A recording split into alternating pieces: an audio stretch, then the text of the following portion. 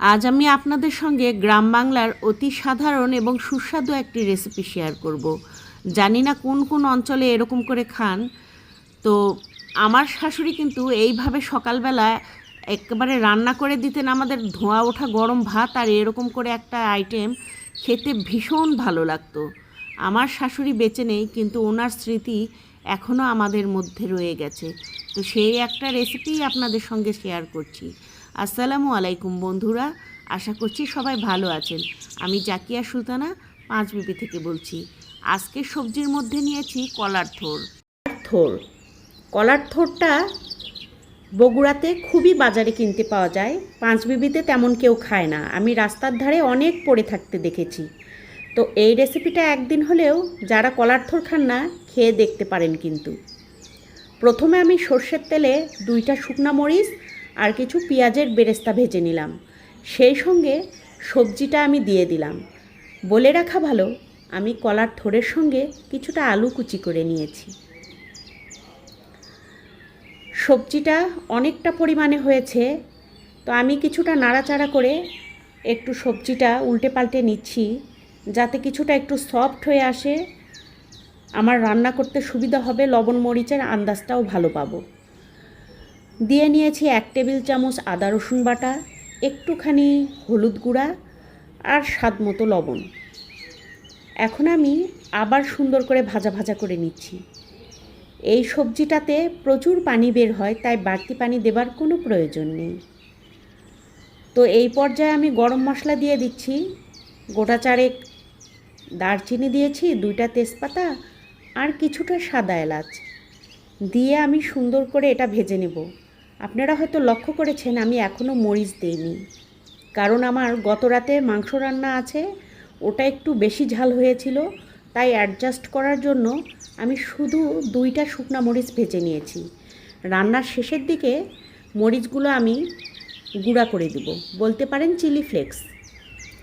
তো আমি ভাজা ভাজা করে দিচ্ছি একটু পর পর, আর কিন্তু চাপা দিয়ে রাখছি, এটা কিন্তু লক্ষ্য করবেন। আর এই পর্যায়ে মাংসটা বেঁচে গিয়েছিল যেটা, ওই যে বললাম, সেই মাংসটা আমি দিয়ে নিলাম। মাংসটা এখন ঠান্ডা আছে, তাই আমি কিছুটা কভার করে দেওয়ার চেষ্টা করছি যাতে দ্রুতই গরম হয়ে যায়। ঢাকনা দিয়ে এখন ঢেকে দেব।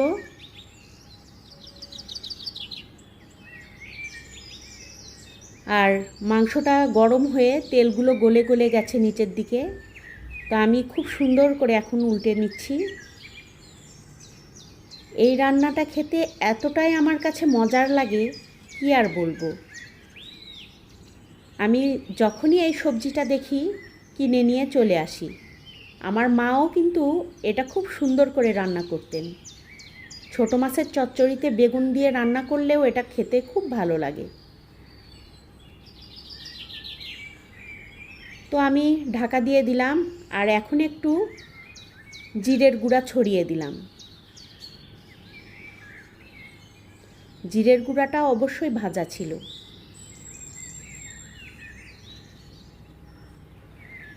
আর আমি কিভাবে ভেজে ভেজে রান্না করছি। আর ওই যে মরিচ 2টা ভেজে রেখেছিলাম, শুকনা মরিচটা এই পর্যায়ে আমি গুঁড়া করে হাত দিয়ে ভেঙে ভেঙে অ্যাড করে দিয়েছি। আর সেই সঙ্গে কিছুটা বেরেস্তা দিয়েছি, আর কিছুটা বেরেস্তা রেখেছি। একদম উপরে তেল উঠে আসা পর্যন্ত ভেজে নিতে হবে। আর এই যে দেখেন সাইড দিয়ে তেল উঠে এসেছে, তার মানে আমার রান্নাটা একদম কমপ্লিট হয়েছে। একটু চেখে দেখলাম, পারফেক্ট, ঝাল লবণ সব কিছু। আর গার্নিশিংয়ের জন্য ভাজা বাকি বেরেস্তাগুলো ছড়িয়ে দিলাম। এই তো জালটা অফ করে দিলাম। আজকে কিন্তু কোনো বাটিতে বেড়ে নেব না, আজকে কড়াইতেই রেখে দিলাম, কারণ কে কখন আসবে, খাবারটা ঠান্ডা হয়ে যাবে। যখন খাবে তখন না হয় গরম করে খেতে দেব। ছোট ছেলেকে খেতে দিচ্ছি। আমার ছেলেটা আবার সবজি ভীষণ পছন্দ করে, সবজি খেতে তার কোনো আপত্তি নেই। আলহামদুলিল্লাহ, রেসিপিটা আমার ছেলে খুব পছন্দ করেছে। তো আজকের ভিডিওটা এই পর্যন্তই। ভালো লাগলে লাইক কমেন্ট শেয়ার দিবেন। সে পর্যন্ত বিদায়। আর যারা সাবস্ক্রাইব করেছেন তাদেরকে অসংখ্য ধন্যবাদ। আবার দেখা হবে নতুন কোনো ভিডিও নিয়ে। আল্লাহ হাফেজ।